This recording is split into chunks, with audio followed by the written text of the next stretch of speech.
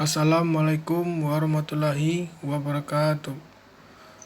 Yang terhormat Pak Ageng Asmarasani SEI ME selaku dosen pengampu mata kuliah Manajemen Risiko. Di sini kami dari kelompok 5 akan mempresentasikan materi kami yang berjudul Manajemen Risiko Legal. Di sini kami yang beranggotakan saya sendiri Nopal Edison dan teman saya Indah Julianti. Langsung saja ke materi kepada Mbak Indah, saya persilakan. Di sini saya akan menjelaskan tentang pengertian manajemen risiko. Manajemen adalah suatu upaya untuk melakukan pengelolaan terhadap suatu hal tertentu. Sementara itu, risiko adalah akibat yang tidak menyenangkan dari suatu perbuatan atau tindakan. Jadi, manajemen risiko adalah suatu metodologi untuk menghindari akibat buruk yang mungkin terjadi. Selanjutnya ada komponen manajemen risiko yang terbagi menjadi 8. Pertama, lingkungan internal. Yang kedua, penentuan sasaran. Yang ketiga, identifikasi peristiwa. Yang keempat, penilaian risiko. Yang kelima, tanggapan risiko. Yang keenam, aktivitas pengendalian. Yang ketujuh, informasi dan komunikasi. Dan yang kedelapan, pemantauan. Lingkungan internal adalah lingkungan yang terbentuk dalam suatu organisasi atau perusahaan sebagai hasil dari filosofi, gaya operasional, dan struktur organisasi perusahaan.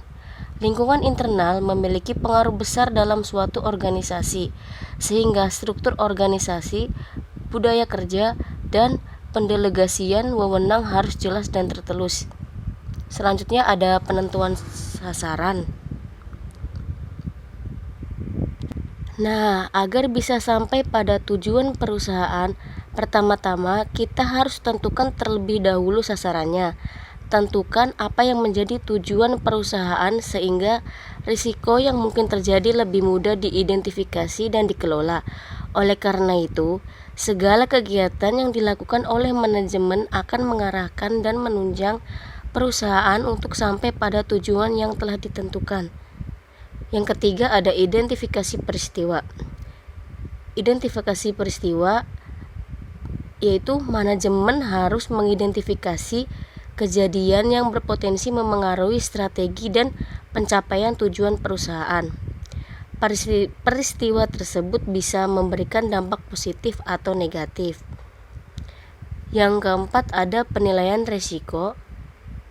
Setelah mengidentifikasi peristiwa yang memiliki potensi untuk memengaruhi upaya pencapaian tujuan, langkah manajemen selanjutnya adalah menilai peristiwa-peristiwa tersebut. Apakah peristiwa tersebut mendekatkan perusahaan kepada tujuannya atau justru menjauhkan darinya. Yang kelima ada tanggapan risiko, yaitu perusahaan harus menentukan tanggapannya terhadap risiko tersebut. Tanggapan itu dapat berupa menghindari, mengurangi, memindahkan, atau bahkan menerimanya. Selanjutnya yang keenam ada aktivitas pengendalian, yaitu pembuatan kebijakan untuk memastikan bahwa tanggapan yang telah ditemukan dilaksanakan dengan baik. Yang ketujuh ada informasi dan komunikasi, yaitu manajemen harus mengidentifikasi informasi dan berkomunikasi dengan pihak-pihak terkait supaya setiap orang dapat menjalankan tugasnya dengan baik. Dan yang terakhir ada pemantauan. Nah, pada komponen ini manajemen melakukan pemantauan untuk memastikan bahwa setiap komponen berjalan dengan baik. Kemudian selanjutnya ada jenis manajemen risiko yang terbagi menjadi 4 jenis, yaitu manajemen risiko operasional, manajemen hazard, manajemen risiko finansial, manajemen risiko strategis. Yang pertama itu ada manajemen risiko operasional, yaitu manajemen ini terkait dengan gangguan kegiatan operasional perusahaan yang timbul dari kegagalan fungsi internal seperti kesalahan manusia, kegagalan sistem, bencana alam, dan lain sebagainya. Selanjutnya manajemen hazard Manajemen ini berkaitan dengan risiko-risiko yang berpotensi untuk mengakibatkan kebangkrutan atau kerusakan. Yang ketiga, manajemen risiko finansial. Manajemen ini berkaitan dengan upaya untuk melindungi laba, hak properti, dan aset perusahaan. Dan yang terakhir ada manajemen risiko strategis, yaitu manajemen yang berkaitan dengan pengambilan keputusan. Nah, di sini ada contoh manajemen risiko. Dikatakan Anda adalah pemimpin suatu perusahaan pada suatu pesaing perusahaan, terus Anda melakukan terobosan besar. Pada titik ini, Anda dengan tim manajemen harus segera mempertimbangkan kejadian-kejadian yang mungkin terjadi. Lah terus kemudian tentukan apakah dampak yang akan dirasakan oleh perusahaan adalah baik atau buruk. Setelah itu, tentukan bagaimana perusahaan Anda akan merespon terhadap risiko tersebut. Dan yang terakhir, Anda harus mengawasi kegiatan perusahaan supaya berjalan sesuai dengan tanggapan yang telah ditentukan sebelumnya dalam perusahaan. Selanjutnya, ada langkah-langkah dalam proses manajemen risiko yang terbagi menjadi 6, yaitu risk identification, risk assessment, risk response, risk avoidance, implementation, dan yang terakhir evaluate and review. Risk identification yaitu langkah pertama yang dilakukan untuk mengidentifikasi kemungkinan risiko yang dapat terjadi pada organisasi atau perusahaan. Ini bertujuan untuk mengetahui keadaan yang akan dihadapi oleh organisasi atau perusahaan tersebut dalam berbagai aspek seperti sosial, hukum, ekonomi, produk jasa, pasar, dan teknologi yang ada. Risiko dari setiap aspek akan diklasifikasikan menurut kategorinya masing-masing agar mempermudah proses selanjutnya. Yang kedua ada risk assessment, yaitu resiko yang telah diidentifikasi pada perusahaan atau organisasi tersebut. Selanjutnya akan dinilai potensi keparahan kerugian dan kemungkinan terjadinya. Dalam hal ini diperlukan kemampuan individu di setiap bidangnya untuk memberikan penilaian terhadap risiko-risiko yang telah diidentifikasi. Tujuannya agar setiap risiko berada pada prioritas yang tepat.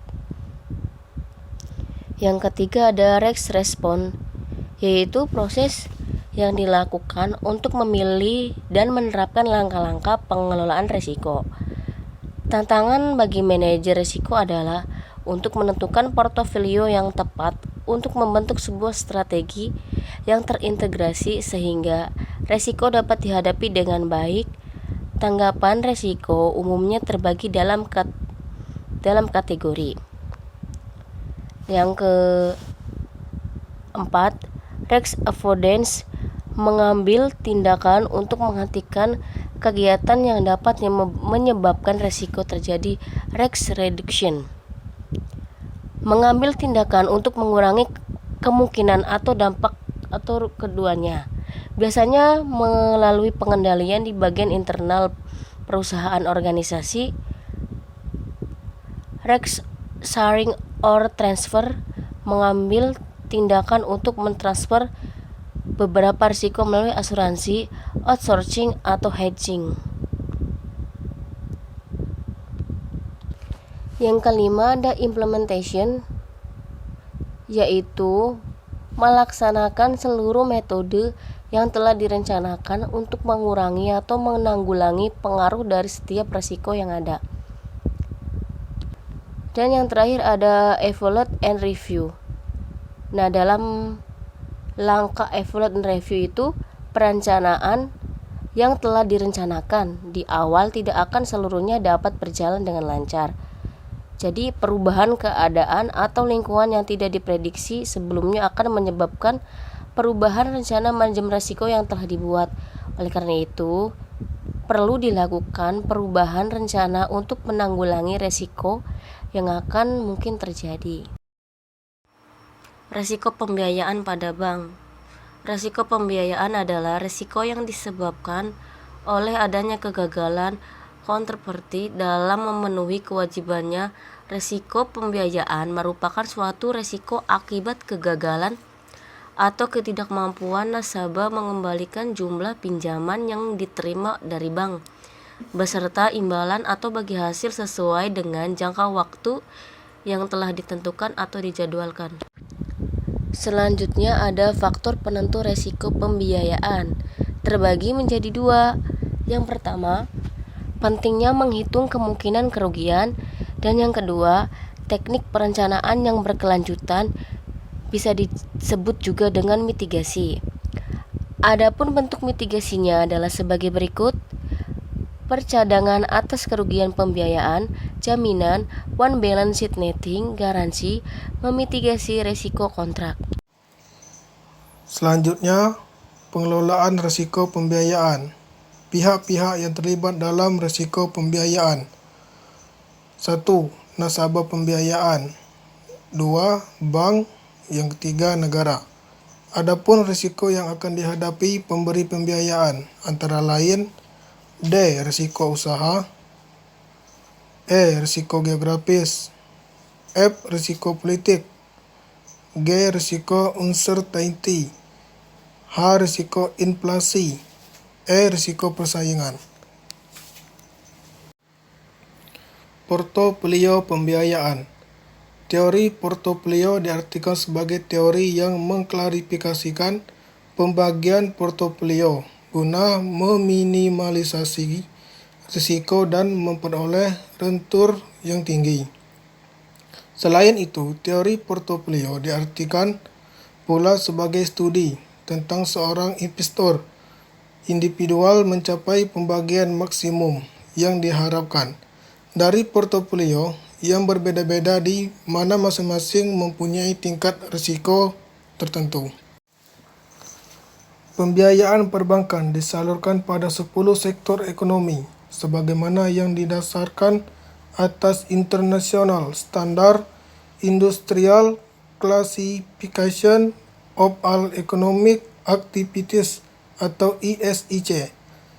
10 sektor tersebut adalah sebagai berikut. A. Pertanian, perburuan dan sarana pertanian. B. Pertambangan. C. Perindustrian. D. Listrik, gas, dan air. E. Konstruksi. F. Perdagangan, restoran, dan hotel. G. Pengangkutan, pergudangan. H. Jasa dunia usaha. I. Jasa sosial atau masyarakat.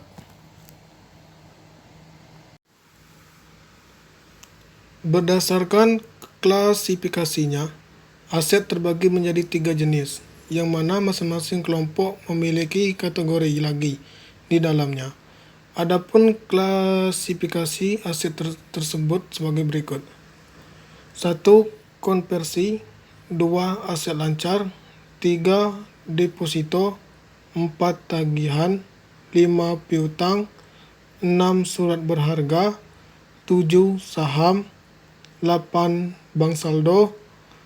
9. Aset tetap. 10. Merek dagang. 11. Tanah. 12. Bangunan. Kebijakan cadangan kerugian.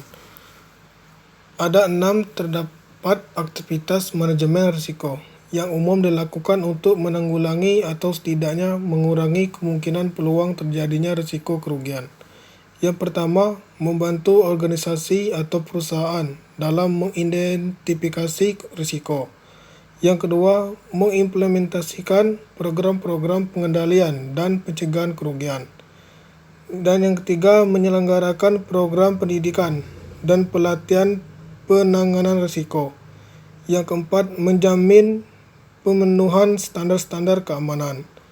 Yang kelima, mengatur kerjasama penjaminan risiko dan klien, misal dengan Jam Sostek dan BPJS. Yang keenam, merancang dan mengkoordinasikan program kesehatan pada karyawan. Kapasitas manajemen risiko. Yang pertama, persentase kenaikan biaya bahan baku. Yang kedua, persentase kenaikan harga pokok penjualan. Yang ketiga, persentase kenaikan upah pekerja pabrik. Yang keempat, persentase kapasitas produksi yang menganggur. Yang kelima, persentase nilai investasi kapasitas yang menganggur. Mungkin hanya itu yang dapat kami sampaikan. Lebih kurang kami mohon maaf. Wassalamualaikum warahmatullahi wabarakatuh.